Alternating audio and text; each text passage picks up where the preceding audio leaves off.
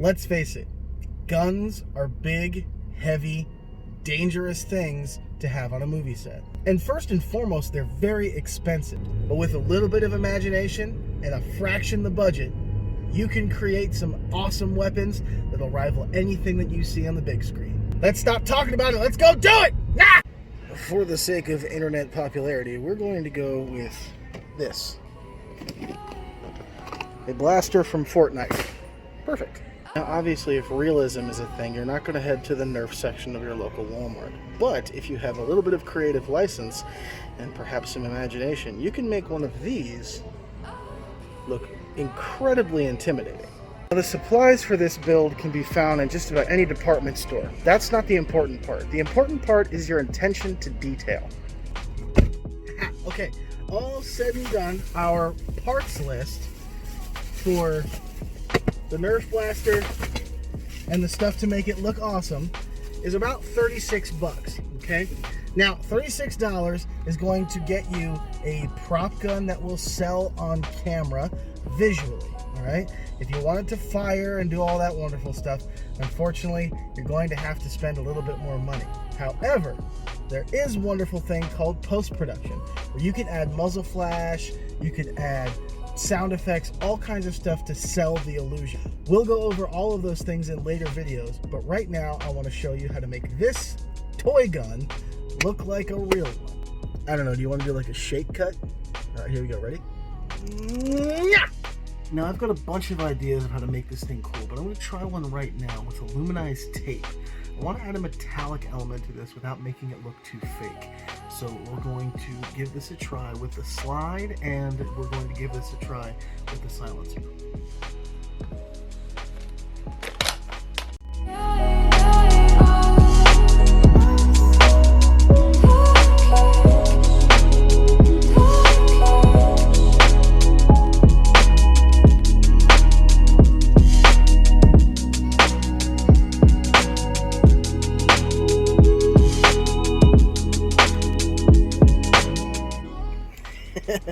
It looks pretty cool.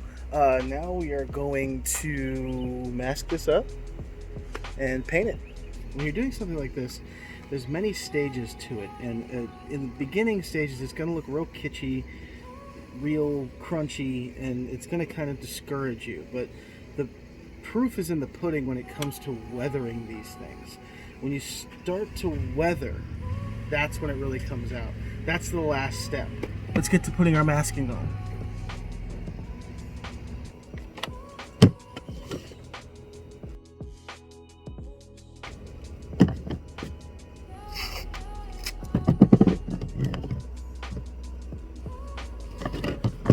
A very important thing to note is that you can use an X-Acto blade to get these little bits and bobs in the correct orientation and to cut around certain forms, but the fact of the matter is it's just going to take a lot of little pieces of tape to get you where you need to go.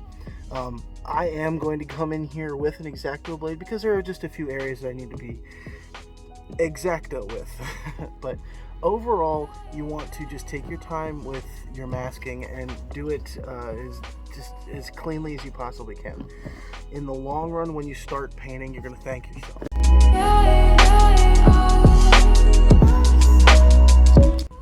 Now it's time to paint.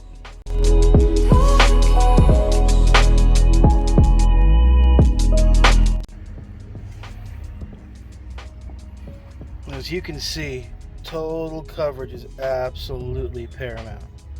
Especially get the look that I'm going for.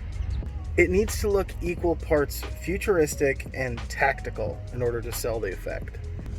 I think we're good. I think it's time to hit it with the other coat that's really going to make this thing look like something dangerous. This stuff right here. And it's going to add a little bit of flake and a little bit of luster to the part. Now that's going to make it look very new, almost like a brand new issue. But we're going to do some weathering techniques later to make it look like it's been out in the field. Everybody has a rattle can dance.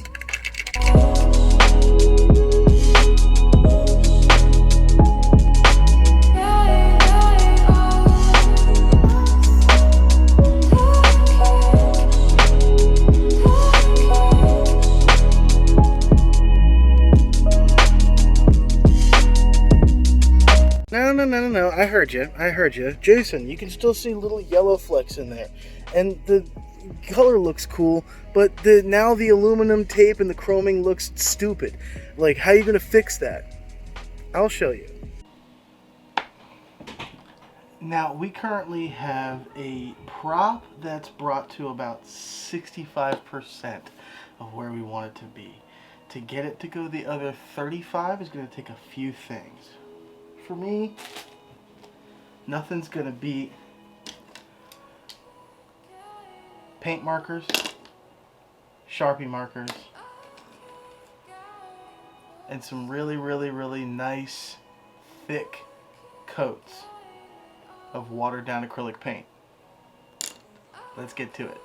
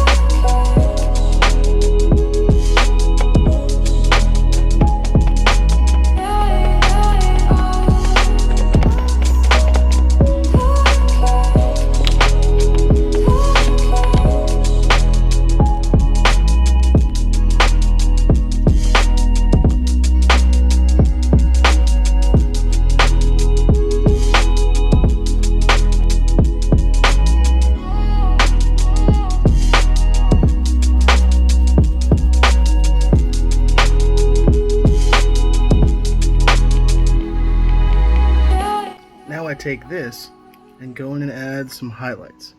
Paint markers are awesome because you can create a metallic look and also softened, rugged edges without having to pre-paint things.